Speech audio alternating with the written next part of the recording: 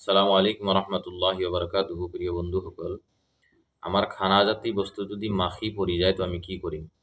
তো আল্লাহ নবী সাল্লাল্লাহু আলাইহি সাল্লামের হাদিস হযরত আবু হুরায়রা রাদিয়াল্লাহু তাআলা আনহু বর্ণনা করিছে যে আল্লাহ নবী সাল্লাল্লাহু আলাইহি সাল্লামে কইছে, আমার খানা জাতীয় বস্তু যদি মাখি পড়ি যায়, যে কোনো খানা হোক, পানি হোক, শরবত হোক, গাকির হোক, ভাত হোক, ক্ষীর হোক, ডাইল হোক, যদি পড়ি যায় তো আমি কি করিম? তো আল্লাহ নবী সাল্লাল্লাহু আলাইহি সাল্লামের হাদিস হয় যে মাখির একটা আদত আছে। যেতিয়া মাখি খানা জাতীয় বস্তুত পৰি যায় তো মাখির একটা আদত, মাখির দুটা পাখা আছে, দুটা পাখার ভিতৰত এটা পাখাত বিমাৰী মাত্ৰা থাকে, এটাত শিফার মাত্ৰা থাকে। তো মাখির আদত হৈ গ'ল পৰাৰ লগে লগে বিমাৰী পাখাটো মাখিয়ে কি কৰে পেলাই দিয়ে।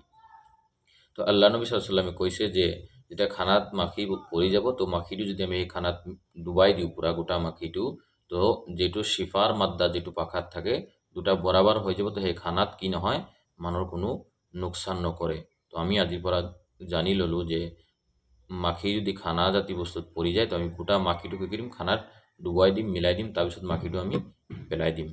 আল্লাহ তাআলা আমাক তৌফিক দিয়ক।